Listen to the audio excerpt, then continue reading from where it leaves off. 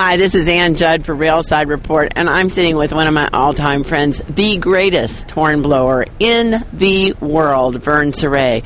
And I can't wait to hear what he's going to say to that intro. Hi, Vern. Well, you're close.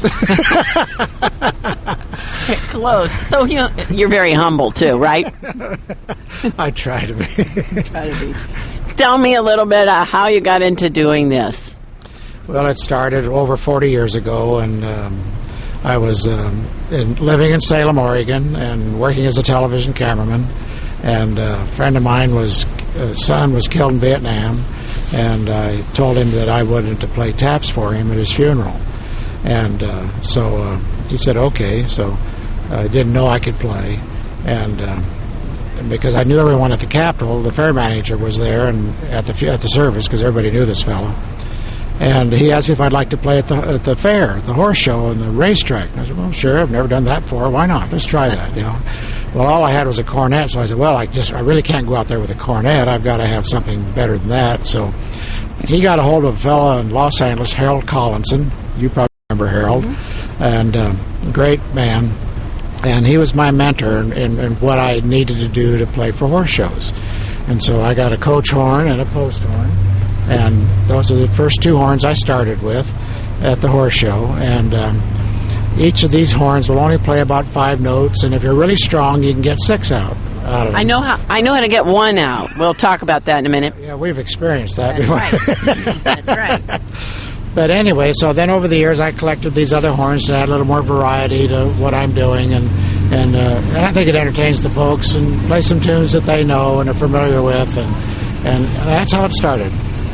Well, yeah, you have added so much color and entertainment. You look like the Mad Hatter, somebody said the other day, in your red coat and your top hat, and you also have taken the art of playing a beautiful solo and trumpet solo, and it made some humorous points. Now, if you know you very well, how did the humor come into this? It was just, I don't know, I just had to entertain myself a little more. Keep things going. Is the smoking horn here today? Oh, yes. We have the smoking horn right here, yeah. The smoking horn. Right. And I haven't seen that this week.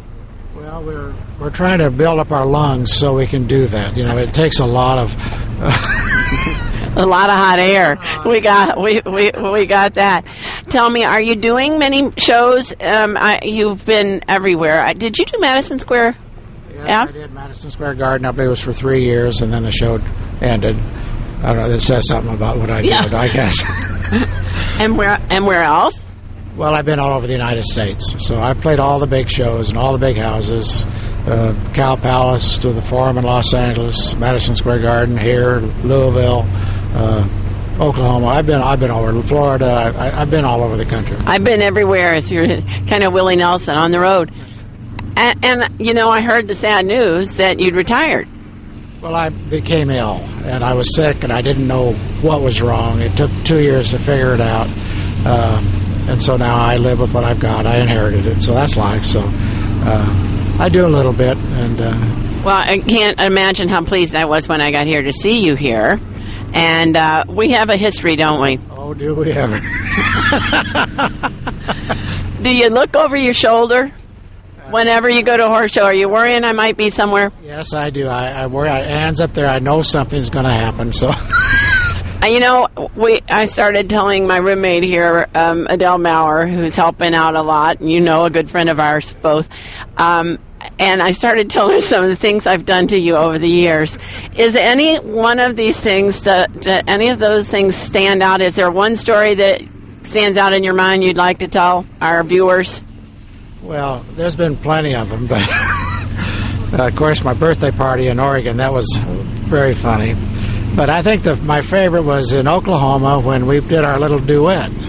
And you said you could play the horn. I said, okay, fine, here's what we're going to do. So we're playing this thing, and it gets to, I don't know what I was playing, but I was playing something. I got down on my knees and was playing my horn. I have a way to tell about this story, too, so go ahead and tell your side of it. Anyway, we were trying to break each other up, and we had a good time, and I'm sure it pleased everybody but the management. But I think you might be right about that. It might have got me in trouble. I'm still not out of. But my recollection is, Anne, I think it was a dare. And you handed me the little one. I think this is the horn of choice down here. And we went out to play Happy Birthday to the manager of the show. And when I hit my one and only note, which is what you told me I had to do, you got to laughing so hard you fell down on one knee. That's the way I remember it. And Howie has some pictures of us. Stop action with you going down to one knee. It was quite dramatic. Under a spotlight. One of my finer moments. I don't know about yours. Oh, I think, in playing an instrument, you always try for perfection, and it's very difficult. And especially with me as a partner. Well, and with me, too. But remember the year we had the fella at Oklahoma where we had an echo thing?